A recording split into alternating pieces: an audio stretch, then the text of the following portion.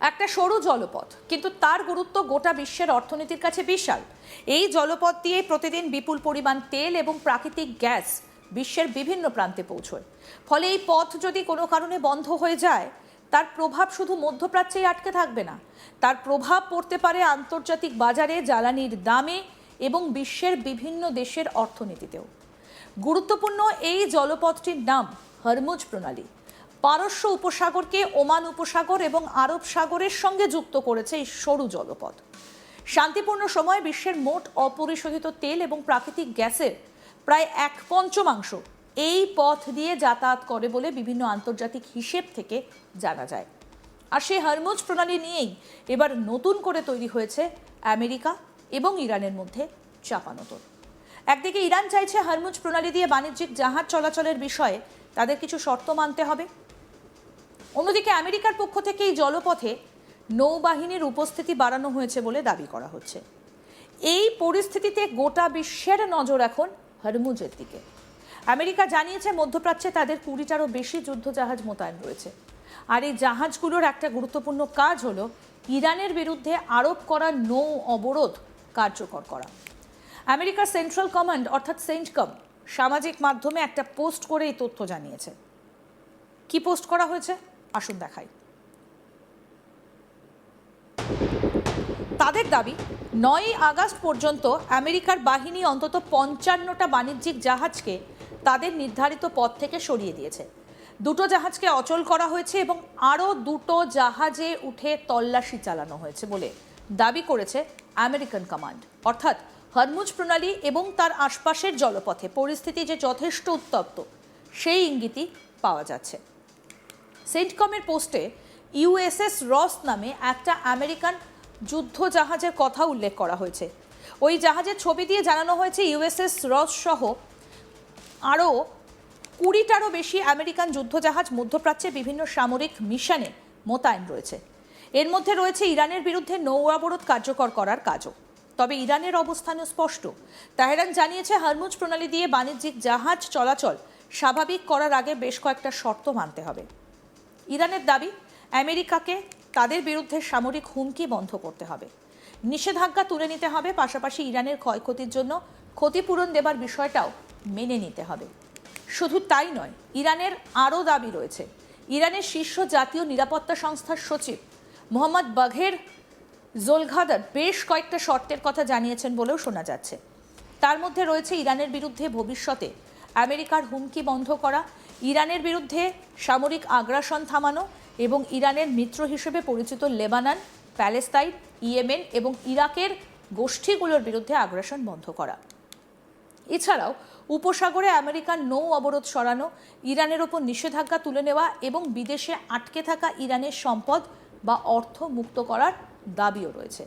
অর্থাৎ হরমুজ প্রণালী খুলে দেওয়া নিয়ে ইরানের অবস্থান বেশ কঠোর।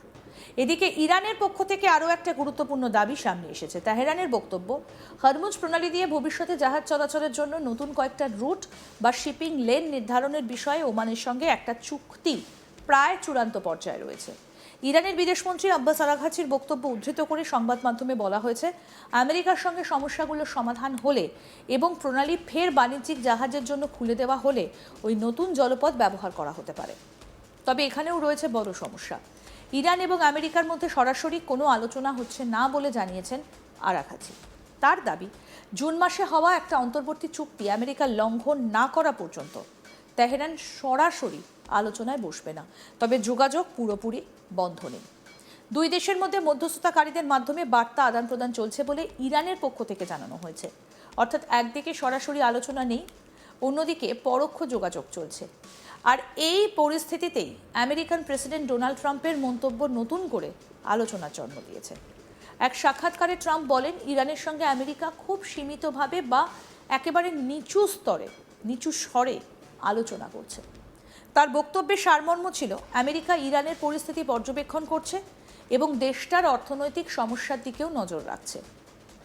ট্রাম্পের এই মন্তব্য থেকে একটা বিষয় পরিষ্কার, ওয়াশিংটন এবং তেহরানের মধ্যে যোগাযোগের কোনো সম্ভাবনা পুরোপুরি বন্ধ হয়নি। তবে সেই যোগাযোগ যে সরাসরি নয় সেটাও স্পষ্ট। অন্যদিকে সমুদ্রপথে আমেরিকার সামরিক তৎপরতা বাড়তে থাকায় পরিস্থিতি আরও জটিল হয়ে উঠছে। আমেরিকান বাহিনীর দাবি অনুযায়ী ইতিমধ্যে বহু বাণিজ্যিক জাহাজকে তাদের চলাচলের পথ পরিবর্তন করতে হয়েছে। ৫৫টা বাণিজ্যিক জাহাজকে সরিয়ে দেওয়া, 2টো জাহাজ অচল করা এবং 2টো জাহাজে উঠে তল্লাশি চালানোর দাবি পরিস্থিতির গুরুত্ব আরও বাড়িয়ে দিয়েছে। তবে এই পদক্ষেপের প্রভাব কতটা পড়ছে আন্তর্জাতিক বাণিজ্যে, সেটাই এখন সব থেকে বড় প্রশ্ন। কারণ হরমুজ প্রণালী কোনো সাধারণ জলপথ নয়। এই পথ দিয়ে বিপুল পরিমাণ জ্বালানি বিশ্বের বিভিন্ন দেশে যায়। ফলে দীর্ঘ সময় ধরে যদি জাহাজ চলাচলে বাধা তৈরি হয়, তাহলে জ্বালানি সরবরাহে চাপ তৈরি হতে পারে।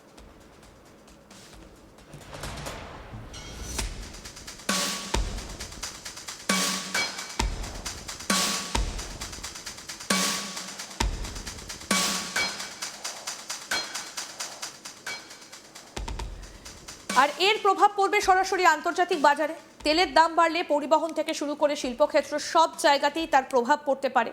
আর শেষ পর্যন্ত সেই চাপ সাধারণ মানুষের ওপরেও এসে পড়তে পারে।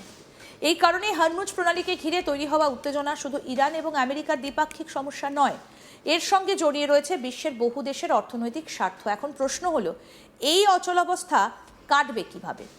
ইরান বলছে আমেরিকাকে আগে তাদের শর্ত মানতে হবে, বিশেষ করে নিষেধাজ্ঞা, ক্ষতিপূরণ এবং সামরিক হুমকির বিষয়ে ইরান স্পষ্ট অবস্থান নিয়েছে। অন্যদিকে আমেরিকা একদিকে নৌবাহিনীর উপস্থিতি বজায় রাখছে, আবার প্রেসিডেন্ট ট্রাম্প বলছেন তেহরানের সঙ্গে সীমিত পর্যায়ে আলোচনা চলছে। ফলে দুই দেশের অবস্থানের মধ্যে এখনও বড় দূরত্ব রয়েছে। তবে মধ্যস্থতাকারীদের মাধ্যমে যে বার্তা আদান প্রদান হচ্ছে, তা থেকেই বোঝা যাচ্ছে যে কূটনৈতিক পথ পুরোপুরি বন্ধ হয়নি। এখন সব থেকে গুরুত্বপূর্ণ হয়ে উঠেছে সেই পরোক্ষ যোগাযোগ শেষ পর্যন্ত কোনো চুক্তির দিকে যায় কিনা। ইরান যদি হরমুজ প্রণালী দিয়ে জাহাজ চলাচলের জন্য নতুন রুট তৈরির বিষয়ে ওমানের সঙ্গে চুক্তি করে, তাহলে পরিস্থিতিতে কিছুটা পরিবর্তন আসতে পারে। কিন্তু তার জন্য আমেরিকা এবং ইরানের মধ্যে মূল বিরোধগুলোর সমাধান হওয়া প্রয়োজন। নিষেধাজ্ঞা, ক্ষতিপূরণ, সামরিক হুমকি এবং উপসাগরে আমেরিকার নৌবাহিনীর উপস্থিতি, এই সমস্ত বিষয় নিয়ে দুই দেশের মধ্যে মতবিরোধ রয়েছে। তাই আপাতত হরমুজ প্রণালীকে ঘিরে অনিশ্চয়তা কাটছে না। একদিকে সমুদ্রে আমেরিকান যুদ্ধজাহাজের উপস্থিতি, অন্যদিকে ইরানের একাধিক শর্ত। দুয়ের মাঝে আটকে রয়েছে বাণিজ্যিক জাহাজ চলাচল।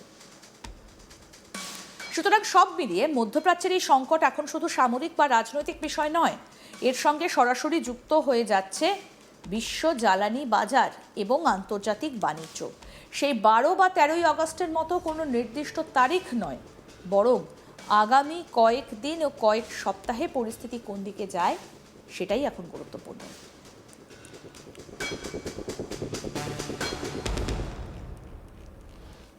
আরও আপডেট পেতে দেখতে থাকুন আজ তাক বাংলা, সাবস্ক্রাইব করুন।